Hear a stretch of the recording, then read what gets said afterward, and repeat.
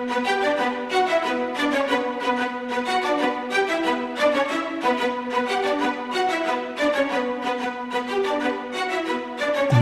Network presents Football Time. Hey, and welcome to the Football Time Show. We're here for week 9 in the college football season. It's winding down for us, Dynamite, David. But we got an interesting week. A lot of conference matchups to get into.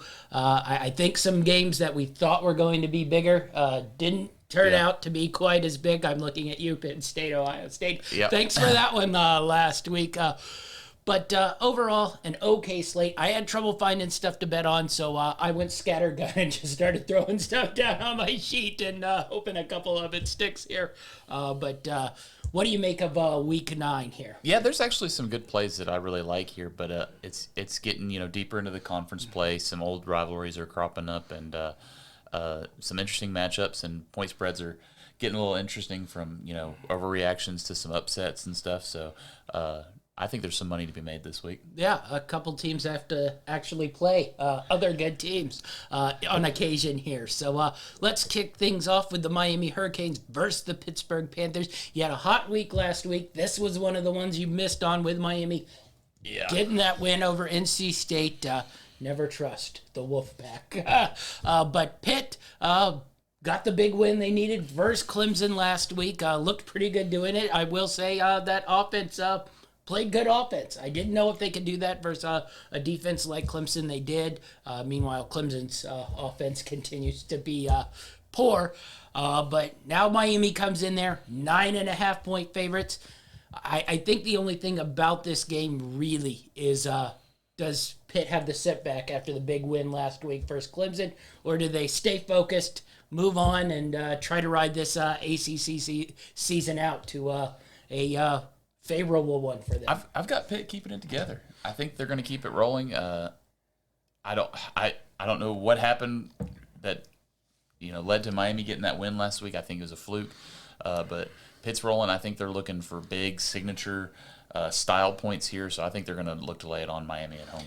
Yeah, this matchup's interesting because you'd think Miami comes in with, a lot of defensive playmakers, but their defense has really been a problem. Yeah. Offense finally scored points to go with the yardage. Yeah, like 31 last week. To go with if you look at their yardage totals, basically since the beginning of the season, they've been pretty solid, but turnovers, poor red zone play has sort of cost them in games, especially that Michigan State game.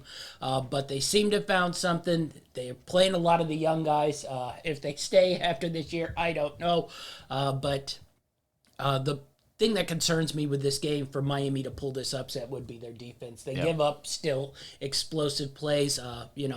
NC State couldn't hit any, but, from what I've seen from Pittsburgh, even in that loss to Western Michigan, they were still hitting explosive plays. Mm-hmm. Their defense became an issue.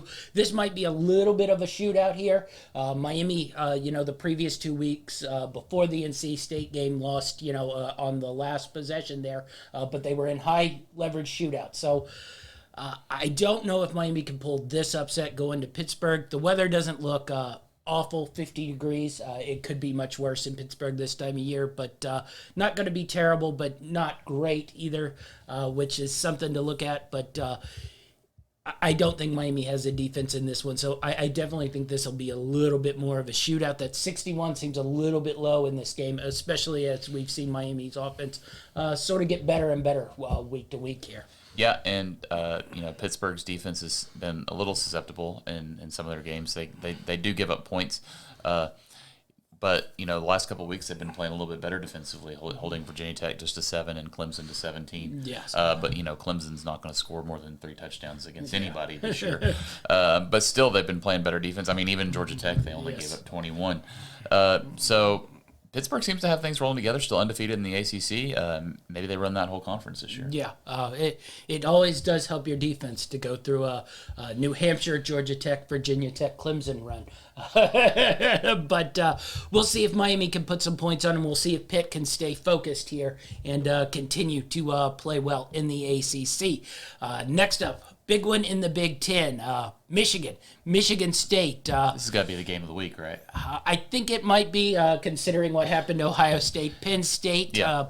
There are a couple Mountain West ones that probably interest you and I a little more than this one. But this is an interesting game because I think we probably think both these teams are a little fraudulent in their record at 7-0. I will say Michigan State's played a much I'd say tougher run of games here.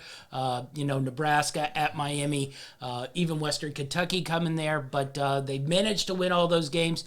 Michigan last week beat Northwestern 33-7. I didn't think it was a wonderful game. They have that win over Wisconsin. What do you make of this game? Really interesting here. Michigan goes into Michigan State, 4-point favorites.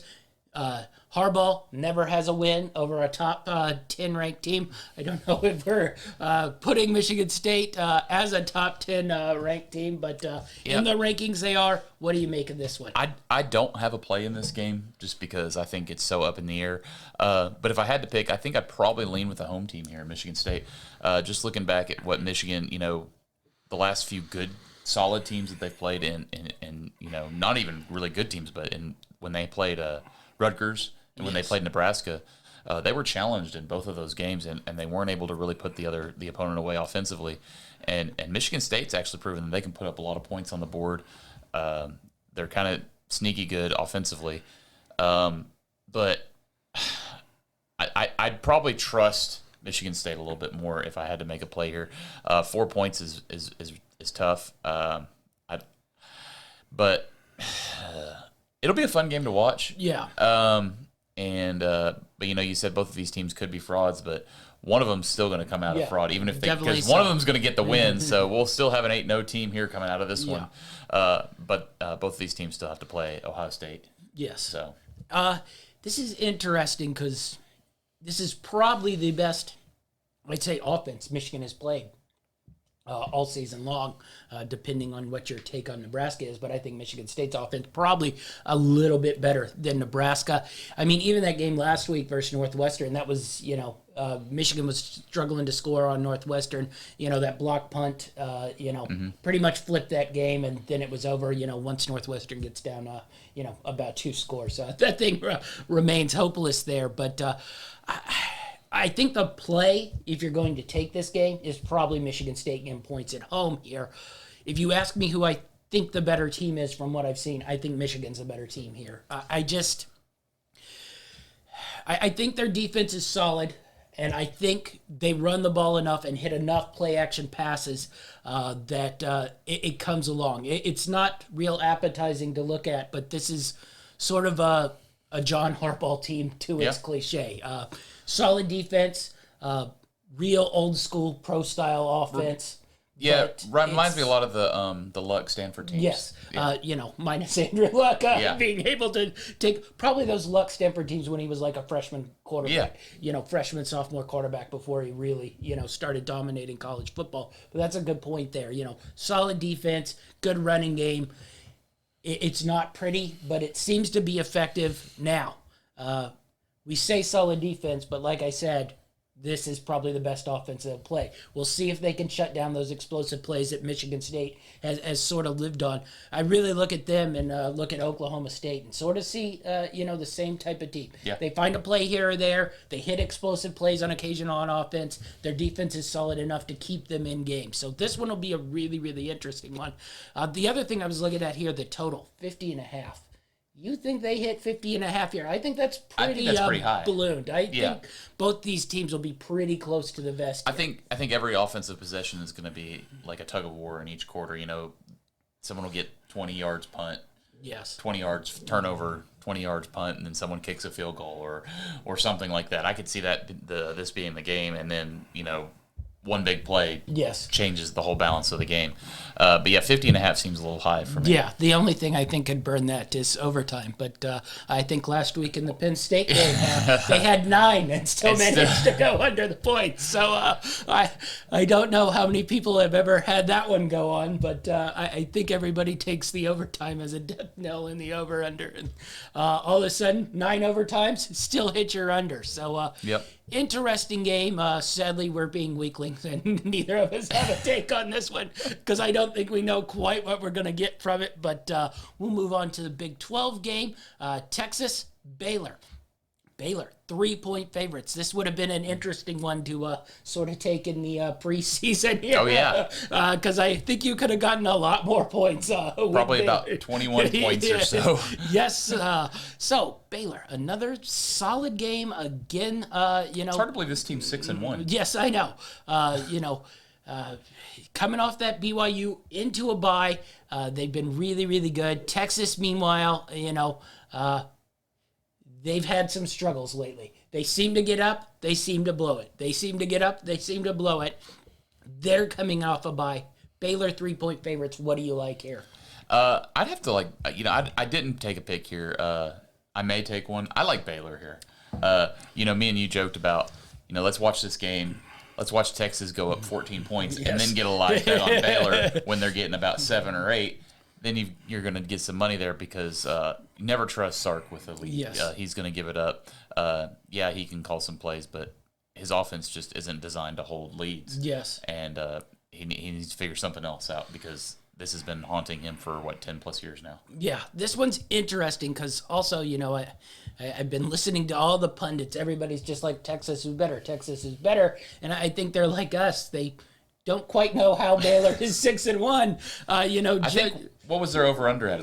4 this year? It might have been 4. It might have been I think we less. took under on some of those. I think it might have been hovering around 3.5 from what I remember. So, and they're very much still in the race for the Big 12. Oh, yeah. They have the win over Iowa State. Yeah. I know everybody is humming that Iowa State is back, but... And Oklahoma tries their hardest to drop a game every week. We'll get to them this week. I think they're okay, but we'll get into that game a little bit because the other side is having some turmoil here. But, it's just, I watch this Baylor team. I think they can beat Texas, but, you start looking at who has the players. It all lies on Texas' side, especially at running back. I just wonder if maybe Texas goes in there getting that 3. I couldn't pull the trigger on Baylor as a favorite in this one. Like I said, I think the best play probably would be to watch this game, see if Texas gets up, ride that Baylor if they're getting plus there. I just have a hard time picking this one because I think Texas has the better players, but Baylor has shown to be the better team so far this year. So it'll be really, really interesting how this one plays out. 61.5 on the over-under.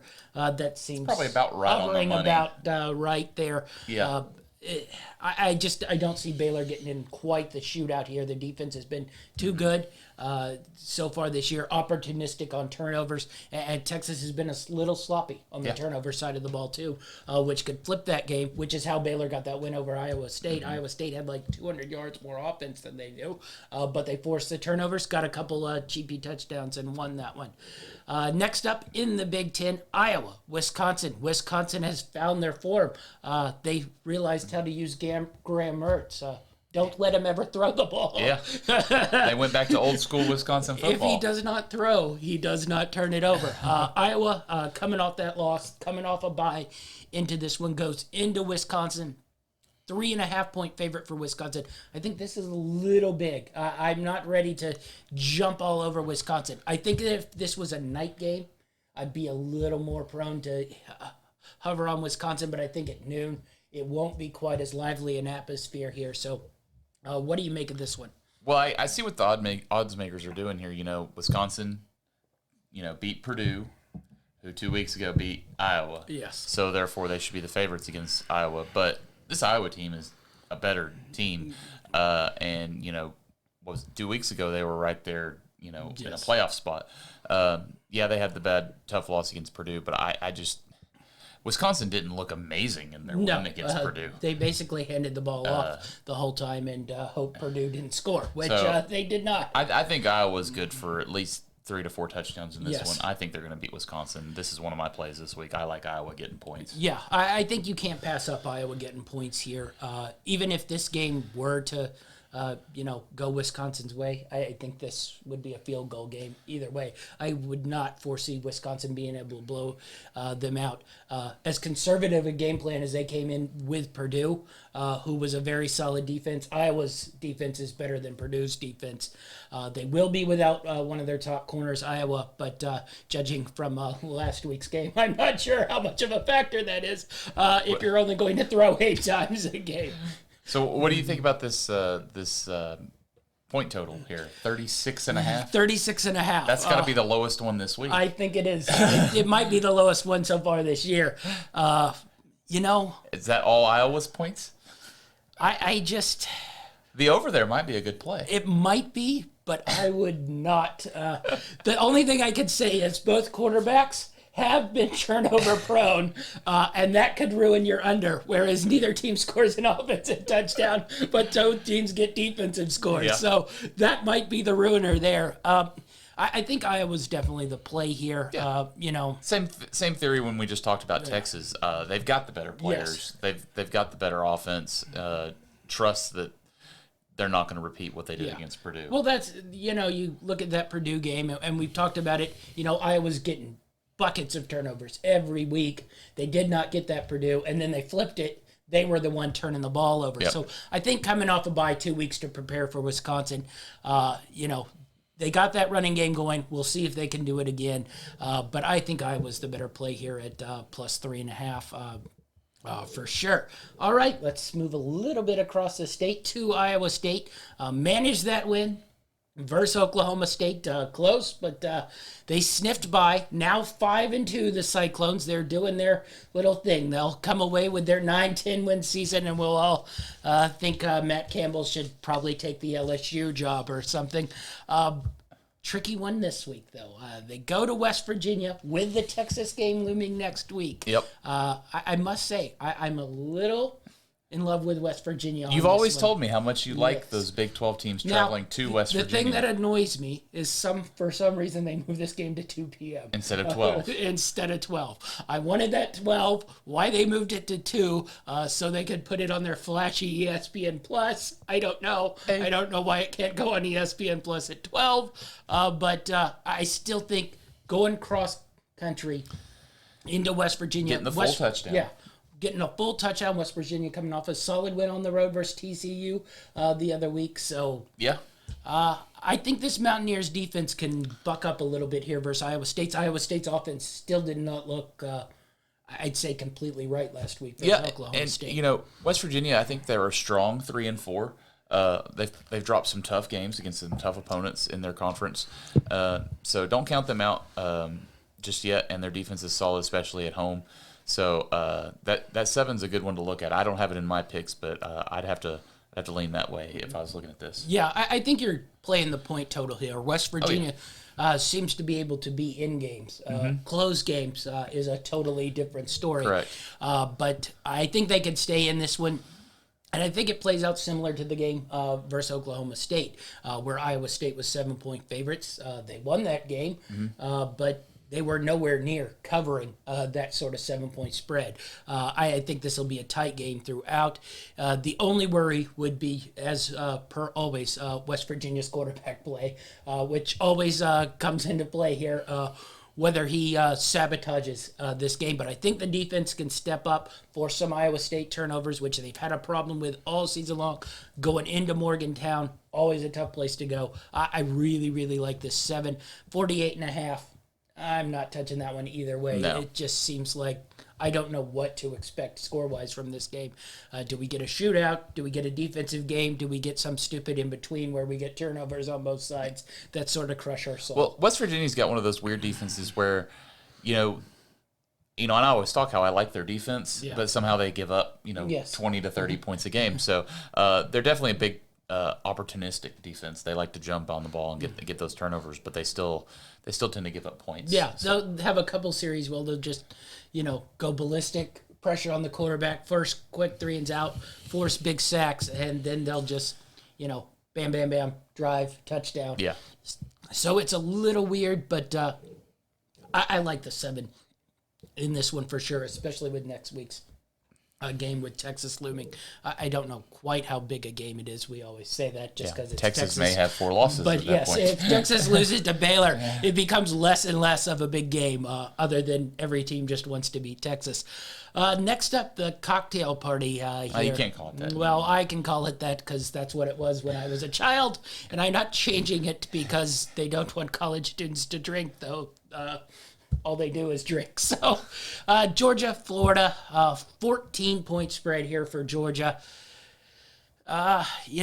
We've talked about Georgia have looked the best. Mm-hmm. I don't think they've played the best schedule, really, of the top teams. I think they've played the lightest schedule so far. This Florida team, little hot and cold, or probably a lot hot and cold. Well, what do you make of this one? I hope, for Florida's sake, that they're moving on from Emory Jones. I think they've proven that he's not the guy that's going to get them those wins and keep them competitive. Georgia's defense, great, but I just don't know with this Stetson Bennett. Yeah, he's been carrying the steering the ship for now, but is he going to be the guy that takes them over the top? I tend to think that at some point they're going to get JT Daniels back in there. I think they would. I don't think they want to rock the boat in games like this. I think that's the thing. I think you want to say this is a really big game, but I just don't think this Florida team is good enough to do this. You mentioned the quarterback situation.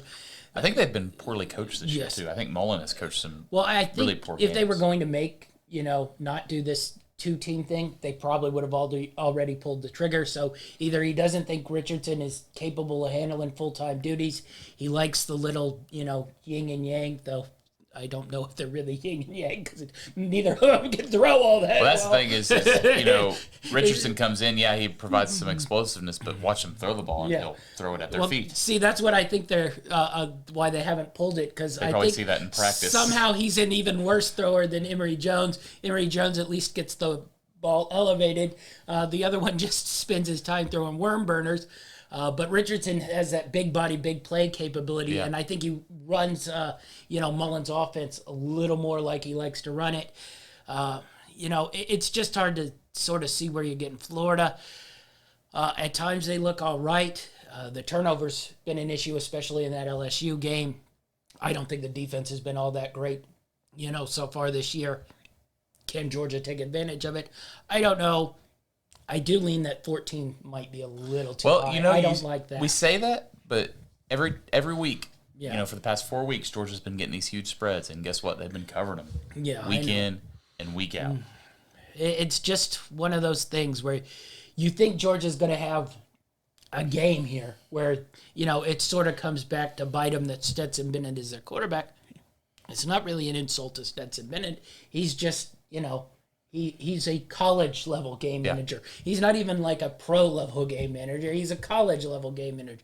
He's not really going to hurt you, but he's not going to be able to make big-time dynamic throws. And, he's not really going to be able to lead an explosive offense. Now, I don't know if it comes back here, but in a game which you'd look ahead to Alabama, versus if this team got in the playoff versus some of those other teams that have NFL-level players, you have to start making sort of NFL-level throws there. I don't know if that's Stetson Bennett's capabilities. And that's where JT Daniels, where, he's a little bit more of a wild card. He can make those, NFL-style throws. He could also probably throw you 4 picks and not complete any passes in the game as well, trying to hit, huge plays. So It's an interesting conundrum. I don't really know what to do with this game. Once again, I'm passing on this one. Fun week. We're passing on every big game it is. It seems like, but that's okay. We've been hot the last couple of weeks, so we'll stick to our tiny schools and live to fight a different day on these big-time matchups. I think they've adjusted these spreads, too, for these, big-time matchups. It's just really too hard to handicap things. I think these things hit the number list a little bit right on the head, especially if like Georgia gets up. I think Florida does have the capability of sort of backdoor in this if it's somewhere in and around that number. And I don't want to be watching Richardson run 8 yards a carry in the fourth quarter as Georgia has backups on trying to not get anybody hurt. All right, let's go to the biggest game in the ACC in 2010. Florida State Clemson. Boy, has this one fallen far into the ether. Clemson 4-3, Florida State 3-4. This is like a 1970s Florida State Clemson matchup. Clemson 9.5-point favorites here. Florida State coming off the I guess big win versus UMass. I will say they've been a little bit better of late, starting, at Syracuse. They grinded out that win. They got a win at North Carolina. I don't know if that's, looks better on paper than it probably does in real life. Looked better a lot in our preseason special. Yes. And then, the hammering of the UMass. So is Florida State ready to go into Clemson and win this one? Who's going to be Clemson's quarterback? Is Clemson totally going to go in the tank here? I really think you can put this whole game in Clemson's hands here, whether they're going to keep fighting or whether they're just going to turn in for the season. Because, I don't have a play in this game, but I really eye on those points with Florida State. I wish I'd looked at it a little bit sooner. I think it was up at 11 earlier this week. But, this Florida State team is also a team that Clemson could come in if they figure some stuff out. They could blow this team out. Yes. But I just, looking at the trends for this year, you can't take Clemson as 9.5-point favorites over anybody, unless they were playing UMass. Yes. Well, we don't need to say that this week. There could be some fun picks coming later with a team of Minutemen. So, but yeah, I think if you're going to watch this game and you want to make a play, I think Florida State's who you got to roll with, just for the spread alone. Yeah, 9.5. I don't see any way you can take Clemson from what we saw last week. They might be switching quarterbacks. They might not. My guess is it's some sort of yo-yo system. But, I watched a little bit of that backup. I don't know if you watched it because the game was basically, done and dusted at that point. But it didn't look like he was really the answer that was going to be ready to take this offense to the next level. Clemson's best running back is out for this game. Yeah. That being said, they haven't been able to run that ball all that well. But you start knocking off guys who have been at least semi-productive for you and get to ones that have been even less productive on an offense that's been poor. I just see no way to take Clemson. You got a little bit of a fluke thing going on in Week 9. You got your UT San Antonio undefeated against the spread so far this season. And then you got the reverse in Clemson. Has not covered a game yet this season. So little quirky, fun gambling action. One team who's not covered all season long. One team who's covered every game so far this season. So a little bit of a fun little gambling quirk there.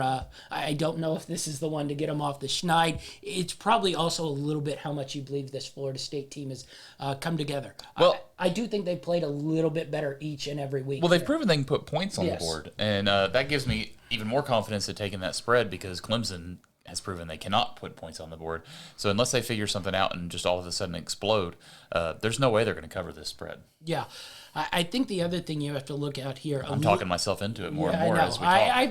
It's definitely in the eye here. I didn't write it down because, you got the wobbly hand now when you have to write Florida State in there because every time you put them down, then they throw out that dud and it's 45-3 and you're like, why did I take this team? Just because Charlie Ward was there in 1992 or something. But I think the other thing you got to factor in here is I think a lot of these ACC teams now smell blood with Clemson. They can get that big win. Now, this was something Florida State still sort of has to go through. When teams see that, it looks like a big win on paper. It's not necessarily a big win, anymore to beat Florida State, but it still looks, you see that name, you associate good football. You see Clemson, you associate good football. So if Florida State has a chance to go in there, get a road win, and it might be what sort of starts to kick their program back into, semi-relevance. That's 4 straight wins over preseason darlings North Carolina and Clemson. I don't quite know how much that means now because neither of them are preseason darlings. But anyway, I think you got to go points here if you're going to do anything in this game. I don't see any way you take Clemson as a 9.5-point favorite until they prove they can at least get to 20 points. Yeah. All right, we mentioned it. Texas Tech, Oklahoma. Texas Tech fired their coach. I'm not quite sure why Texas Tech fires their coach in midseason when we all sort of knew it was coming anyway, but hey, whatever. Get that head start because everybody's dying to come to Texas Tech here. It's not like they're going to just hire some random offensive coordinator from some school, but whatever. Get your head start. I never quite understand that. But Oklahoma, 8-0. I guess they won that game versus Kansas. Do we call that a win? Down 10-0 at halftime, needing a freak play on 4th down to sort of secure the victory. Forward progress stopped, maybe not. What do we make of Oklahoma here? What do we make of Texas Tech? Are they going to, start playing better? New coach jump here, or they're just really bad and won't cover this, but I think we all thought Kansas was really bad as well. One thing we've seen from Texas Tech is they're going to score points, but how many are they going to give up? So Oklahoma, they're looking to get some momentum going offensively. This may be when they come out and try to put up a lot of points on Texas Tech, their new freshman quarterback. But they really haven't proven that they can get that offense going yet. And you'd think Kansas would be somebody that they could cut their teeth on offensively, and they weren't able to do that. So 19.5 is a little large for me, but I'm not confident either way. I'm staying away from this one because, we've seen Texas Tech. They scored 35 against Texas, but guess how many they let Texas score? 70. Well, I think that's the thing. Texas Tech has not shown the ability to beat anyone really of even of a mid-low level. Yes, they killed Kansas, but that's pretty much what all their wins are. They're Kansas, they're the Florida Compass schools. They just have not, every time they've stepped up even a little bit, they've gotten beat, pretty handily. They have found a way to score points. I did think Oklahoma's offense was starting to find it after that TCU games. Caleb Williams looked good, but then it looked awfully similar to everything we'd seen before last week in that cauldron of the Jayhawks there. But I don't have a play on this game. I probably wouldn't have enough stones to take Texas Tech here just because their defense is so bad. But I certainly wouldn't be in any rush to grab Oklahoma minus 20 after pretty much what I've seen all season long. I don't know if this team can somehow manage to go undefeated, but it's starting to look just like that Ohio State team that played Miami. I think it was 2003 that literally won like every game by like 1 point, and including the national championship game. Maybe this is just that kind of team that literally does not look good until they're undefeated, and you're like, well, what can you do? They've won all their games, but this is just a no play here whatsoever on my side of things. Just curious what kind of Oklahoma we're going to get. Maybe it was just a fluke. They're back on track. They still have all the big teams to play. Yep. That's the other weird thing on their schedule, Cork. They've still got... They still have Baylor. They still have Oklahoma State. They still have Iowa State. So they have all three sort of biggies here in the Big 12 to go, and then probably one of those a second time in the Big 12, unless they lose, a couple times here, which I don't find out of the question. All right, Wake Forest. Big play last week on you and the Wake. You got the win. I needed every point they scored in that game. You needed all 70 points to get that win. I don't think that's quite how we had that game pegged to go. But you got the win, 70-56. I don't know about Wake's defense, but that offense is certainly highly efficient. I think they had the ball for like 10 minutes and scored 70 points. So Wake playing Duke here, 16.5, 7-0. I put this game on here more so At what point does Wake start to feel this pressure of being undefeated? You know, you have your Bamas, you have your Georgias, you have your Ohio States, all those big-time teams. You know, they're used to this situation of pressure gaining each week to stay undefeated. Wake is not quite used to that. I think we saw a little bit of that last week in that Army game. Oh, yeah. Yes, difficult game, but to give up 56 points to Army, offense was wonderful, but it starts to make you nervous as they get later and later in the schedule. Wins start piling up. Do they start to get a little shaky? And then does that offense break down? If you have to be so perfect on offense like that, it's a bad sort of sign. Yeah, they were great offensively against Army, but couldn't do anything on the defensive side of the ball, and that's why I think if you're going to make a play here, you've got to take Duke and the points. Now, you know, Wake could win this one, you know, 50-35. Yeah. Which is, you know, putting it away, but that keeps Duke within that 16.5-point window. I think Wake's definitely going to get the W here. I don't think they're going to slip up at home against Duke. But, you know, we've seen big teams fall. You know, like you said, this is late in the year. It's week 9. Teams start to get a little, you know.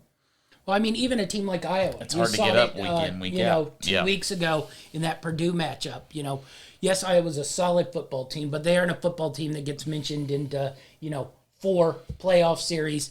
Let's run undefeated. Let's win the Big Ten championship. I think that pressure started to get to them a little bit in that Purdue game.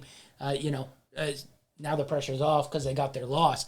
That's what I worry about a little bit here with Wake Forest. I don't necessarily worry about them losing to Duke, but I do think that 16.5 points, little big from what I saw defensively from them last week.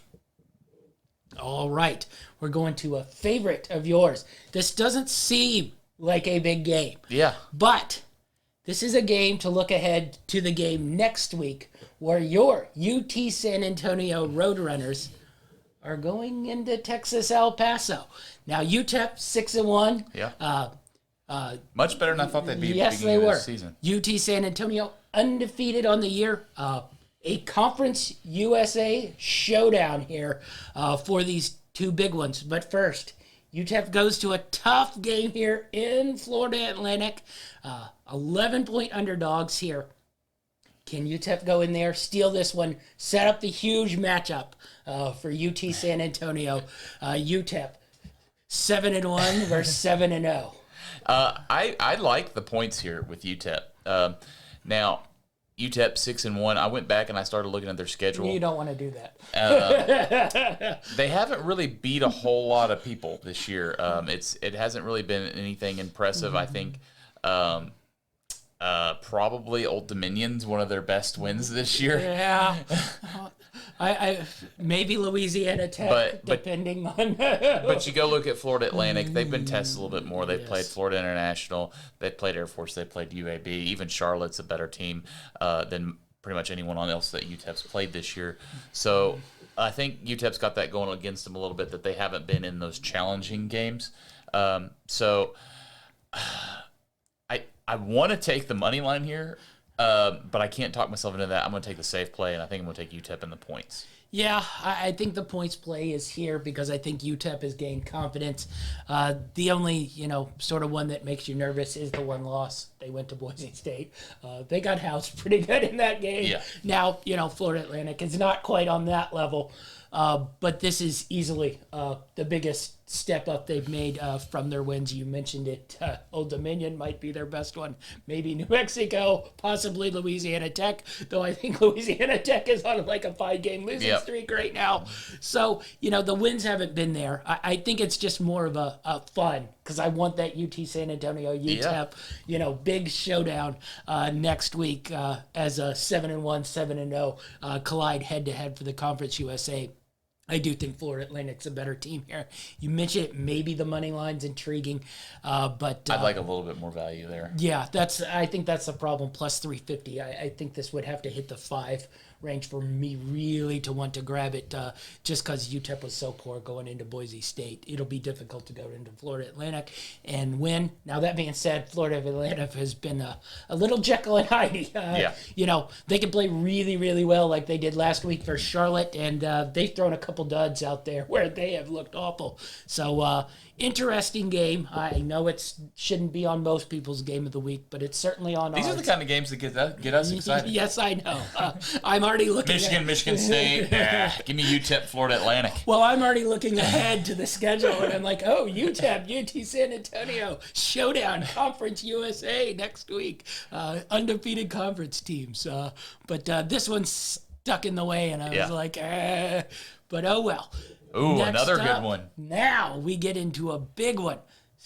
This is an old school sort of Southwest Conference showdown, and they're both in old school style. Southern Methodist 7-0, Houston Cougars a quiet 6-1 after they dropped that opening week. The disturbing loss to said Texas Tech, which probably sort of puts you on what level Houston is at. Granted, since then they've been solid, I will say. Now the competition has dropped off significantly from Texas Tech, which is probably saying something.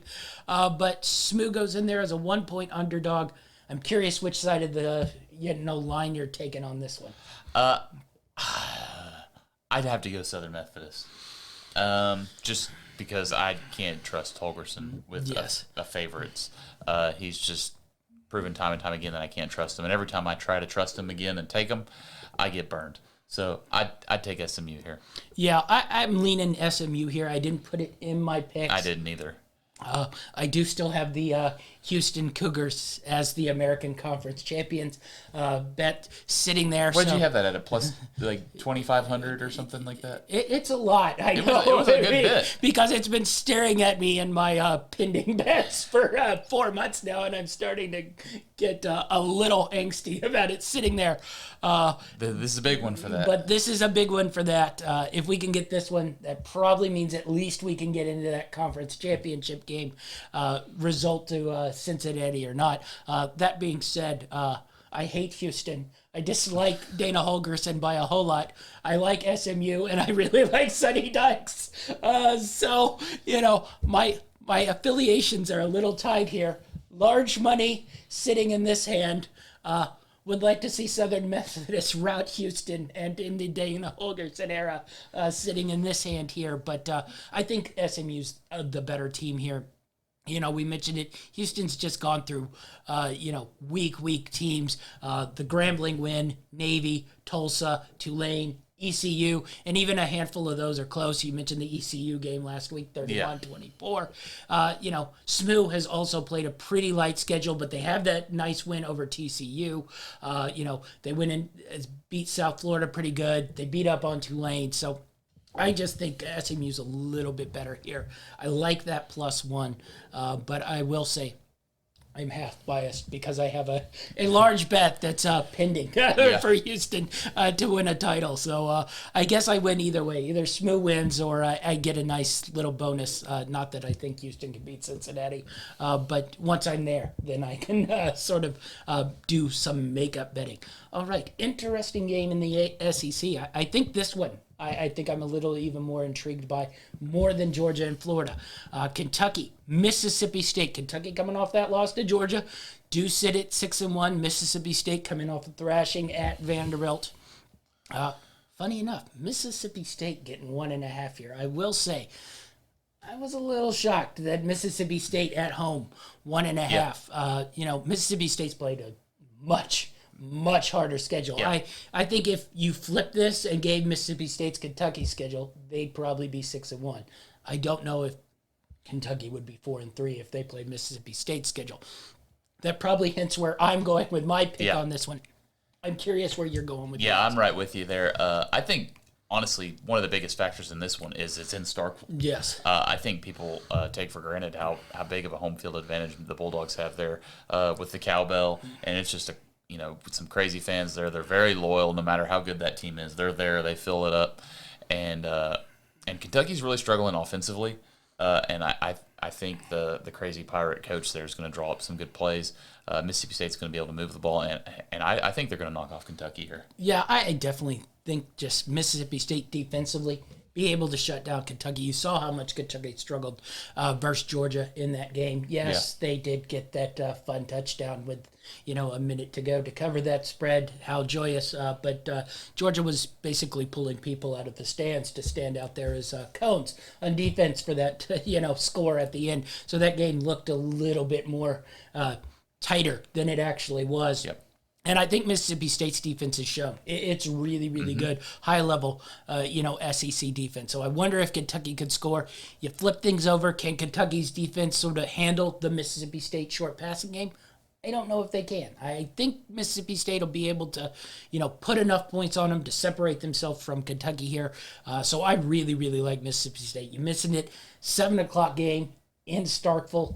That would be a very interesting Kentucky win. I think I'd give them a lot more respect if they went into Starkville and won that than what I've seen so far, where it's sort of been tight games versus the SEC East downtrodden. So I think this is a big, one where the fourth or fifth best team in the West is better than the second best team in the East. Yeah, definitely. And I think that's going to come true. Yeah, I mean, you saw it a little bit last week, Tennessee versus Alabama. You'll probably see it this week, Kentucky versus Mississippi State, and then it'll be interesting. Next week, Kentucky versus Tennessee. Should be, I guess that would be the true showdown. For probably second place in that SEC East. Third, Florida. Yeah, but I'm Florida's assuming, about to get there. Yeah, that's what I'm loss. assuming. Florida's going to take another L this week. So I think, Kentucky, Tennessee, probably the showdown for 2 in the East. Now, that's a big gap there from Georgia to Kentucky, Tennessee. Well, it's like you said, you go Georgia, Alabama. Well, you go Georgia, and then you go about 5 teams in the West, and then whoever sort of randomly is hot that weekend. Yeah. But really like Mississippi State here. I was a little curious on this under, too. I was a little hot on it because I don't know. 47 seemed a little bit high, maybe. I think this play around 40, honestly. I see like 24-14, 21-17 in that range. I think, Kentucky will try to control the ball, on the ground, keep Mississippi State off the field. Mississippi State's going to hit little chunk 5-yard passes at a time. That clock's just going to chew up. 47, I think, will be very, very difficult to get to on either side here. So the unders, I think, a little bit in play on this one as well. All right, Ole Miss goes to Auburn. Auburn, 2.5-point favorites here. Ole Miss kept rolling versus LSU. LSU did not win one for Big Ed there. Looked as bad as they pretty much have all season long except for the Florida game. But, Auburn starting to get, I guess, a little mojo. Bo Nix has played 3 good football games in his college football career, all in the last 4 weeks of play. So what do you make of this one? I guess I like Auburn a little bit, but I'm a little bit torn here. Well, Ole Miss is a higher ranked team. They're Yes, the top 10 team, and getting points, but it is on the road. Ole Miss defense is pretty rough. But then, Auburn, what are they going to do offensively? I think this is going to be a back and forth game. I think this is going to be the shootout that we expected Ole Miss Bama to be. Yes. So I think this is one where the over-under may be a little low. Yeah. I think this is going to be... Yeah, I think they've gotten burned on the Ole Miss, getting 80s, and then now they've put it a little bit more in line. So I do think that over might be a play here for sure. I think Ole Miss defense is going to make, continue to make Bo Nix look good like he has previous weeks. I think he'll be able to throw it all over them. But don't count out their offense either. So I look for a high-scoring back-and-forth game, but too close, too small of a spread for really me to make a play. I think if anything here, I'm taking the over. I think my lean on Auburn had to do with that Tennessee game where I thought they sort of struggled going into Tennessee. It was a hyped atmosphere, a lot of crowd noise. I think it'll be the same in Jordan-Hare at 7 o'clock at night. So, there are a lot of these teams, you mentioned it here in the SEC West, sort of battling to get to that spot right underneath Alabama here, especially with Bama already having one conference loss. So, I think they're all really putting a lot of energy in this game here. Auburn's Auburn, only got the one that's what conference I mean. loss. Only has a one conference loss with Alabama still to play. Yeah. Now, I think we both don't think that'll be much of a game, but it's still there on the slate if they run through it. How much hype if they win tonight? Exactly. Or Saturday. Yeah, that it just builds if they keep winning here. So, I lean a little bit Auburn just because I was not overly impressed with how Ole Miss played on the road in Tennessee, coming into the same atmosphere. Yeah. I wonder if they'll have the same sort of, struggles there. All right, UNC Notre Dame here. Interesting game. UNC disappointing all season long. Yeah. Notre Dame, I don't think disappointing, but I don't think we're ever in love with the team. Good win last week versus USC. We both had a nice bet on that one with a W. But UNC goes to Notre Dame, 3.5-point dogs for UNC. How do you see this game play? I think this one, I haven't picked it yet. This one may end up on my picks on Saturday as well. I think this could play out very similar to the Notre Dame USC game. I think Notre Dame's going to come out. They're going to control the game with their run game and defense. And UNC really hasn't gotten up for any of their big games this year. North Carolina, sorry, UNC. But I like Notre Dame here. Yeah, I'm going to throw a little bit of a curveball in here. I think this is where I like UNC. Underdog, no expectations. Everybody has quit on them. So going into Notre Dame, plus 3.5. Maybe they have a little life here. Also, by the first quarter, I could be entirely disappointed and hating myself for taking this UNC team, which I pretty much bashed since week one. But I think this is a better spot for them when they're just sitting there underdogs, nothing to play for. They can just sort of do whatever. I'm curious to see how Notre Dame's defense sticks up versus offense.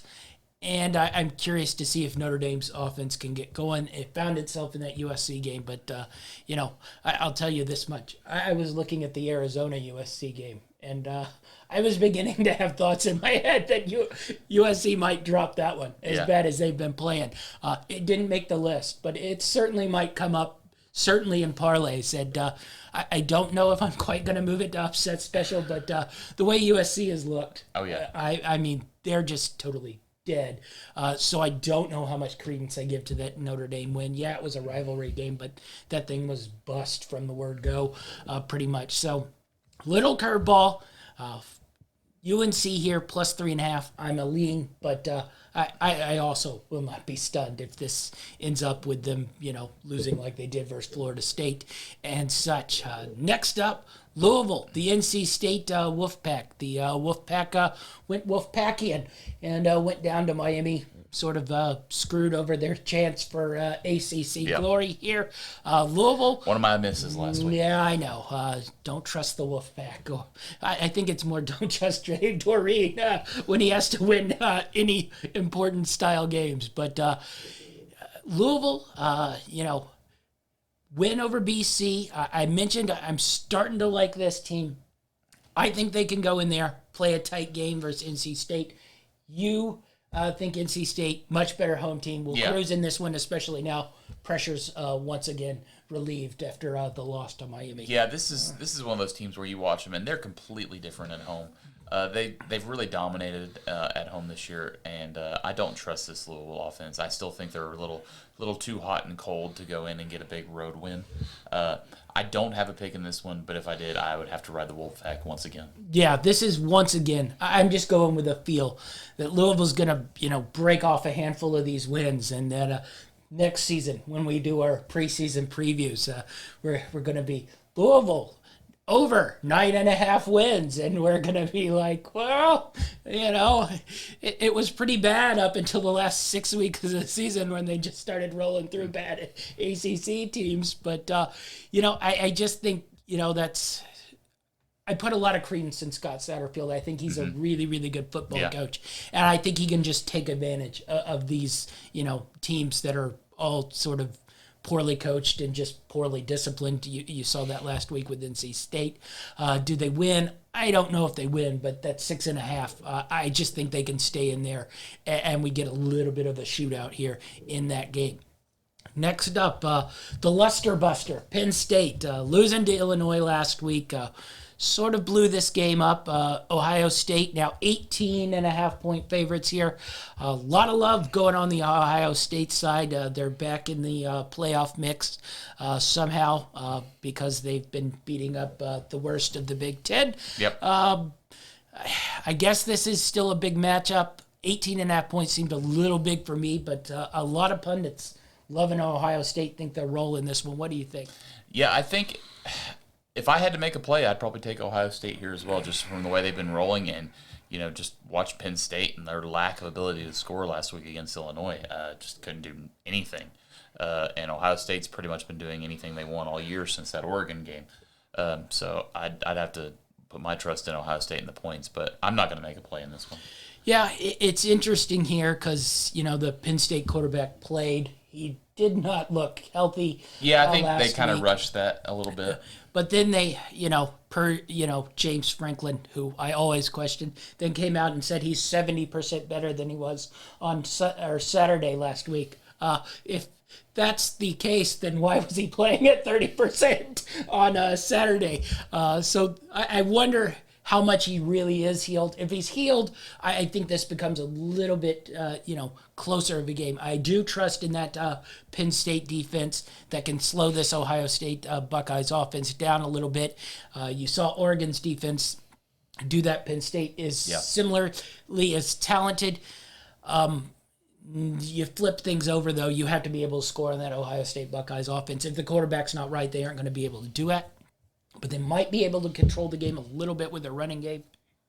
I think that I'd probably lean to the 18.5, but without knowing the full, range of the quarterback's health and just how much these guys really want to still play for James Franklin. We mentioned it. He's getting thrown around in all sorts of coaching rumors, and honestly, I don't know how many of these players actually like him. So I have no play in this. I'd lean the 18.5, but I just would probably stay away from this game right now. All right, next up, UCLA, Utah. UCLA coming off a tough defeat to Oregon. Yeah. Oregon continues to move on through that Pac-12. Utah did the thing we thought I thought they'd do. You probably thought they'd do it, but they waited for me to pick them. Yeah, I don't think you could resist it because the spread was so low, but I think you probably knew better the whole time. And then the game played out pretty much exactly how those sort of games play out. But this is pretty much to really take control of the Pac-12 South here. UCLA goes to Utah. Little surprised this spread is as big as it is. It's 6.5, but I really don't know which way to play this because, we talked about it, UCLA schedule. I mean, this is coming off the game last week versus Oregon. Now they go off a tough defensive game, go into Utah, play another tough physical defensive team.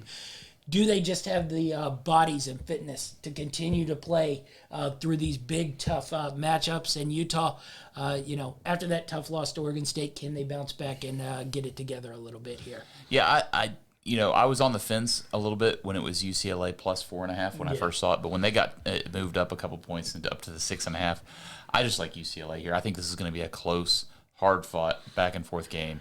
I'm going to take the 6.5 for sure. Yeah, I think you said it. I think the play is probably UCLA plus the 6.5. I think Utah wins the game. So, I think this is a tough, close game. So I think you have to take points here. Both teams are going to try to run the ball. That 60.5 seems a little bit high to me as well because I think this will be a slowed tempo game, even with Chip Kelly. I know you think Chip Kelly fast-paced, but if you look at UCLA's pace numbers, they're middle to low tier pace-wise. This isn't that kind of team. I've had him a couple games this year where I had him on some overs at about 52, 53, and those barely hit. So 60.5 is a little high, especially against the stingy Utah defense on the road. The only thing I could say here, both teams defensively tend to make plays, so maybe the shaky quarterbacks at both ends maybe create some turnovers. Maybe in overtime. Yeah, bloat that score. Also, we both think this game will be close. You might get the overtime and get busted on that, but 60.5 seemed pretty big to me in this type of game. I'd lean Utah to win, UCLA to cover this one. I think you have to take the 6.5 in this one, just because actually, man for man, I think UCLA has the better players. I don't know if they're capable of going into Utah and winning, though. Tough place to go in there and win, especially coming off, a bunch of high-end games that UCLA has played in a row here. Next up, Virginia, BYU. Yes, this is odd. Yeah, where did they come up with this one? I don't know if this is rescheduled from last year's COVID makeup game, but I don't know why Virginia at 6-2 agrees to go to BYU In week 9. in week 9 in the middle of their conference At 10 p.m. battle. their time. At 10:15 their time. BYU 2.5-point spread. I really like Virginia this year, but I think you got to play BYU on this one on the 2.5. That just seems like a very, very awkward road game to take in the middle of your season. I'm staying very far away from this one, but this says trap against Virginia all over, and BYU's a solid team, Yes. and Virginia's, while they're 6-2 as well, I don't think they've been looked as impressive. So I probably have to lean BYU here if I was going to make a play, but I'm just going to enjoy it and see how it falls. Yeah, I'm curious to watch this game. I just wondering who the hell schedules your team in this. This is something your said UTEP should probably do. Yeah. Not Virginia, who's still, they aren't out of the ACC race, especially, as some of these ACC teams are going to play each other down the stretch, and there could be a bloodbath there. So, yeah, it doesn't affect that, but, just another loss hurts your sort of confidence and momentum, especially as they started gaining it back in the last couple of weeks as they've gotten some, solid wins. Just weird game, but I guess it benefits us because it should be an entertaining one to watch. Probably the one I'm looking forward to most here. Then, speaking of entertaining ones to watch, our Mountain West man here. We had Fresno State, Nevada last week. Fresno State just edged out Yep. Nevada. Take away that disturbing loss in Hawaii, and Fresno State has pretty decent control of the Mountain West here, but that one sits there. They probably want that one back. Maybe too many Mai Tais, maybe too much beach action. I don't know. How they lose to Hawaii, I don't know. But Fresno State goes to San Diego State. San Diego State coming off a nice win at Air Force last week. A lot of people had that Air Force play. San Diego State went in there, shut the Air Force option down, was able to run it down their throats. 1-point favorite at home here. How do you play this one out? As much as it pains me, I'm leaning San Diego State here. I think their consistency, they've won every game they've showed. Yeah, they've had some close ones, but they took care of business. Fresno and their close ones, they haven't quite pulled them all off, except for maybe this Nevada one last week. But San Diego State has a really good defense, and I don't read too much into the home away here. No. Especially not at a 1-point game, but I'm going to stay away. I'm not going to make a play, but if I were, I like the Aztecs here. Yeah, it's interesting here. You mentioned it. I don't know how much home field advantage they're playing in the old Chargers Stadium here. I probably lean a little bit San Diego State. My worry here is Fresno State's passing offense is able to score, a handful amount of points here that San Diego State can't get to. San Diego State is in all these games, but they're all close, tight games. If Fresno State gets up on them, I worry that San Diego State can't get back into it because they can't throw it all. I mean, you look at their box scores. Their quarterback basically does nothing each and every game. Their defense is amazing. The run game is very solid. I just worry that Fresno State's offense will be able to get some points on them. And then you wonder how San Diego State comes back. So I probably would take Fresno State, but my mind is telling me the San Diego State team has bullied everyone they've played so far. Why wouldn't they bully Fresno State, who the last couple weeks have gotten a little bit pushed around? They got pushed around in that San Jose State game funny enough, they got pushed around in that UNLV game. They got pushed around in that Hawaii game. So why are you taking those three, lower tier Mountain West teams and then having them go to one of those teams that's essentially on steroids who can bully them all over the place? I think Fresno, but my heart says you better play San Diego State because I think they're a little bit for real here. We'll see if they can keep doing it. So interesting matchups certainly in the Mountain West. A couple other good matchups in the Mountain West this week as well. Yeah. All right, so those are our Week 9 games of the week. Are you ready to get into our picks? We had a good Week 8. I was 7-2. You were 7-3, so a big Week 8 for us. I sit at 53, 48, and 2 on the season. You sit at 53, 53, and 2 on the season. Both pretty solid. We'll see if we can extend it this week. Yeah. I mentioned I was not in love with a lot of picks, so we might have a bad week here. I went scattergun and just threw everything in my research that I sort of liked, and hope I sort of hit a handful of these. So let's start out with me. I'm going UMass plus 36.5 versus Liberty. Is that more on UMass or just a distrust of Liberty there? That's a distrust of Liberty. Yeah. They've looked a lot UMass worse has looked atrocious pretty much since their UConn win, especially that game last week for Florida State. But I don't know where this is coming from. Liberty, 2 weeks ago, they were losing to UL Monroe. Oh, yeah. So UL Monroe is probably better than UMass, but I'm not sure they're that much better than UMass. So I think Liberty can't cover that 36.5 point spread. You also look ahead to next week. Hugh Freeze, Ole Miss, the return. So I wonder if there's a little bit of a peek ahead there for that game. So I think 36.5 is too much, though I'm pretty much prepared to look at a 48-3 box score at about 2 on this one. So what do you got? All right, well, we talked about this one. I'm going to take UCLA plus the 6.5 at Utah. Oh, my. Going the Bruins style. Next up for me, another barn burner of a game here. Rutgers, Illinois. Illinois coming off the big win versus Penn State. I'm taking the other side. I like Rutgers minus the 1.5. I had this one in my slate. I ended up taking it off before the show. I was actually going Illinois, but I talked myself out of it. Well, I think this plays a lot like Illinois' win versus Nebraska. They come off that big win, then they come home.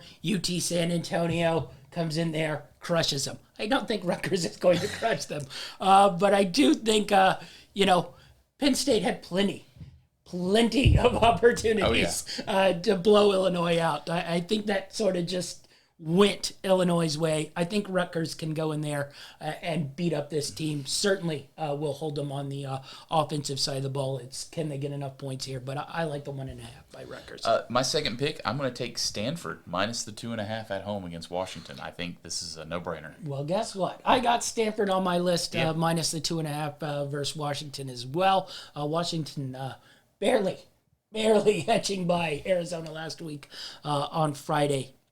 I think them going into Stanford, they'll really struggle. They struggled all season long. I think generous line here for Stanford, even though they've had their problems. All right, next up for me, Iowa plus the 3.5 versus Wisconsin. I just think Iowa's the better football team. I don't know if Wisconsin will be able to play the way they played versus Purdue and basically take the quarterback out of the equation overall. I like this Iowa team to bounce back off a bye here at plus. Yeah, I've got that one as well. So that's my next pick. I've also like Iowa plus the 3.5. All right, I'll go next. Utah State minus 5.5 versus Hawaii. I liked Utah State last week on the Friday versus Colorado State. I think this team is better than people think. They're like fourth in pace overall. If you look at them, and Hawaii coming there, it's not going to be freezing cold, but it is going to be like 50, 40 degrees. It was 80 degrees in Hawaii today. So when you go from 80 to 50, it's a bit of a jump. Mountain air up there. I just like this Utah State team minus 5.5. I don't think they've gotten their respect. They deserve. They have a win over Washington State, and we were, hyping up Washington State just 2 weeks ago before their coach left, and that's when they had their coach. So, I think Utah State's a little better than people think here. All right, next up, I'm going to take Syracuse minus 5.5 at home against Boston College. I think Boston College was hot early in this year. They've kind of fallen off the rails here. I think they've lost all their momentum, and I'm going to take a feisty Syracuse team at home. You know what I like? I've turned you into an orange man. You were hating on them at the beginning of the year, and now you're taking them as 6-point favorites. So I have done some things right this year. All right, next up for me, I'm going to the well of death once again. Northwestern +8 versus Minnesota.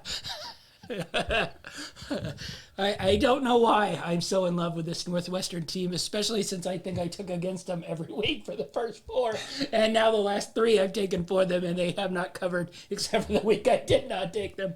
But both these teams are like dead last in pace, other than the aforementioned military academy option teams, and even Minnesota falls in between some of those.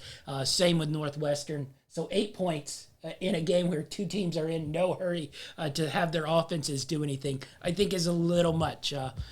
We'll see if Northwestern can come through. I think if I can just get them once, then I will not take them the rest of the year. So just give me Is this one. the 4th try? I think this is the 4th try. I think I went 4-0 going against them to start this season. Then I got on my train that they were going to be good. Took for them, and then I skipped that game. Who was it first? Maybe Indiana. Was it Indiana? I don't remember who, but then they won that one, and then I got back on the train, and they disappointed us. So Northwestern +8 for me. Well, next up, another team that you've talked me into loving. I'm going to take Oregon State -1.5 at Cal. I just, this Oregon State team looked really good at home, and I would like this a lot more if this was at Oregon State, but I still think they're a much better team than Cal, who's gotten a little bit worse and worse week to week. Yeah, we're both on this train, which means Oregon State is going to horribly disappoint us. But I'm riding Oregon State too, minus the 1.5 here versus California. Really like this matchup. I think Oregon State and Oregon play into the year. I'm a little bit excited for the Civil War there. I don't know if we're allowed to call it that either, but that was always one of my favorite games, especially in that late 90s, mid-2000s when Dennis Erickson was there. And we had said Jonathan Smith and Derek Anderson and TJ Hoosh, Steven Jackson, Ken Symington. I probably can go on and on, Quez Rogers and his brother James Rogers. But I'm really looking forward to that game at the end of the year. But I also got Oregon State versus Cal. Okay, next up, I'm going to take Kansas State at home, -3 versus TCU. I like Kansas State at home. I like them in this what's become a rivalry between them and TCU. The teams in purple going against each other, but I like Kansas State -3. All right, next up for me, Mississippi State plus the 1.5 versus Kentucky. We already discussed this game.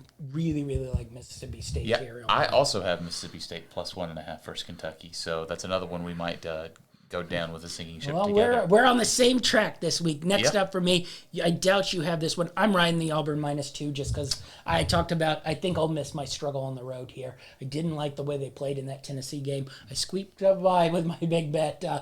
Thank goodness for Joe Milton and his non-clock awareness or game awareness or both. But Auburn -2 for me versus Ole Miss. So next up for me, I'm going to take big, heavy favorites, and I actually got, I got hurt for taking the line on Monday that you've told me about many times. I'm going to take Pittsburgh -11.5 at home versus Miami. Big favorites there. All right, next up for me, UNC plus the 3.5 versus Notre Dame. Really, really like that one.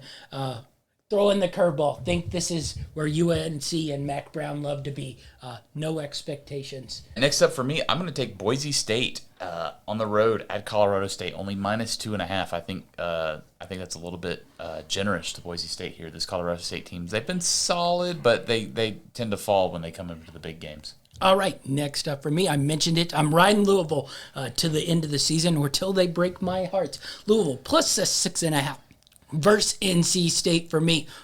What do you got next? This next one is my last one. I'm going to take UTEP plus the 12 at Florida Atlantic. I like the points here. All right, I'm closing out too. West Virginia plus the 7 versus Iowa State. Tough place to go. Iowa State, big game next week versus Texas.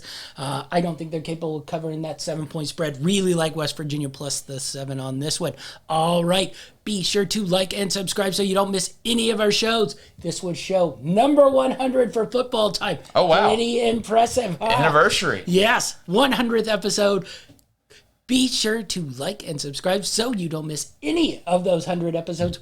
Probably 100 more coming. Tomorrow we'll be here with Achilles Reign doing our NFL picks and previews. You got Winning Daily coming every day pretty much. You got our NBA coverage coming once a week. We'll probably throw out some soccer coverage in Coming there up as soon. well. And coming soon. We're going to start our college basketball preview for the season. Handles McGee over here is ready to go. Start Drive and dish. as the wheel turns. We get into December. Dynamite David leaves the college football scene, turns into the college basketball expert. So you'll want to get all that action. Like and subscribe.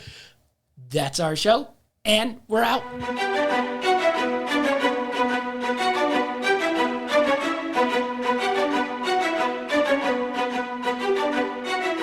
Greenlight Network presents Football Time.